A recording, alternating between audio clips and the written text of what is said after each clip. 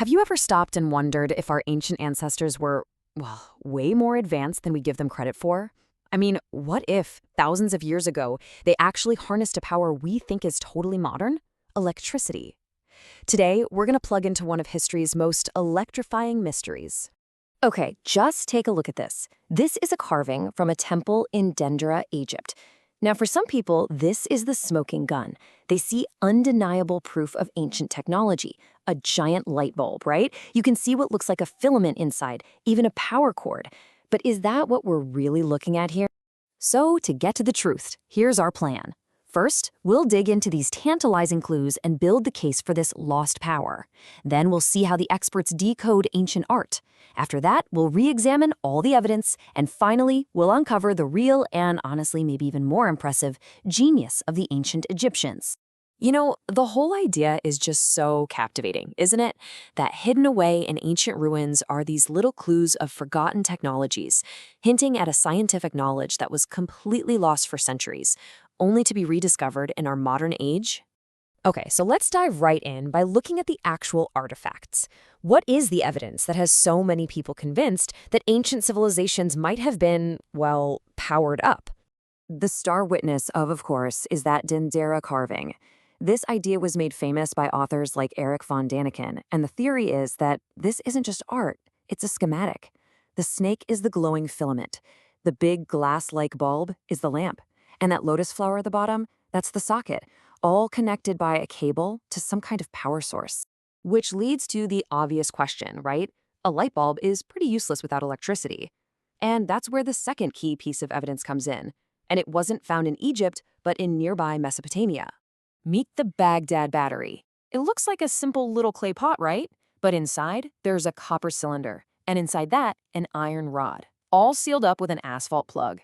For anyone who believes in ancient electricity, its purpose is obvious. It's a battery, a simple galvanic cell. And here's the really fascinating part. It actually works.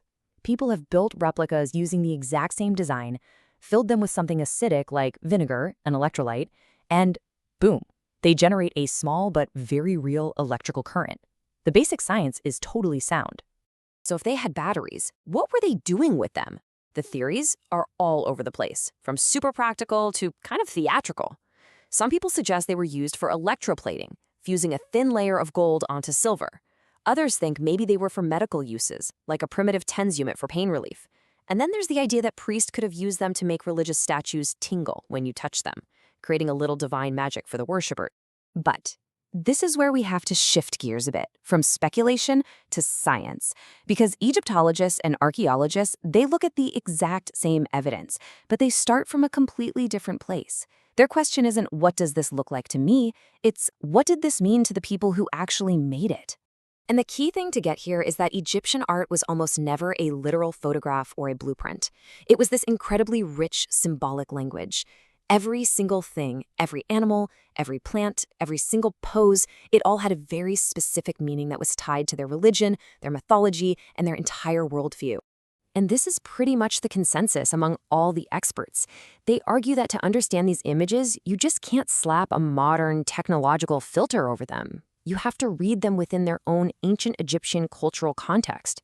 So, armed with this new lens of symbolism, let's go back to our main pieces of evidence and see how they really hold up when you put them to the test. All right, back to the Dendera carving. So, is it a light bulb? Egyptologists say, absolutely not. What they see is a classic scene right out of Egyptian creation myths. The bulb is actually a lotus flower, a major symbol of creation, and emerging from it is a snake, which is a powerful symbol for the sun god Ra at the very moment of his birth. And that cable, that's just the stem of the lotus. So it's a story about creation, not a manual for an appliance. Okay, but what about the tombs being so clean? The ceilings aren't covered in soot, and torches would have left a huge mess. And that's a great point, but there are much simpler explanations. Archaeologists have actually shown that you can use a series of polished copper mirrors to bounce sunlight way, way down into a tomb. And for the spots the sun couldn't reach, they used high-quality oil lamps, sometimes with salt mixed in, which burn incredibly clean with almost no soot at all. And the electroplating theory? Well, it turns out the Egyptians had an equally brilliant non-electric method called fire gilding. They'd mix gold with mercury to make a paste, apply it to an object, and then heat it up. The mercury would just vaporize, leaving behind a perfectly bonded, seamless layer of pure gold.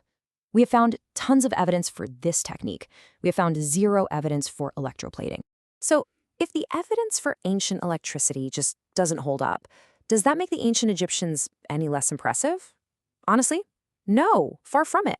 In fact, when you look at what they actually did, it reveals a level of genius that is, in a lot of ways, way more astounding. And this image just illustrates their mastery perfectly. This fresco is over 4,500 years old. It shows a craftsman using a simple reed blowpipe to direct his breath into a fire. Why? To get precise temperature control for working with precious metals. That's not primitive. That is highly advanced pyrotechnology, and they did it with the simplest tools imaginable. I mean, just think about what they pulled off with no electricity. They developed complex metallurgy, they engineered and built the pyramids with mind-boggling precision.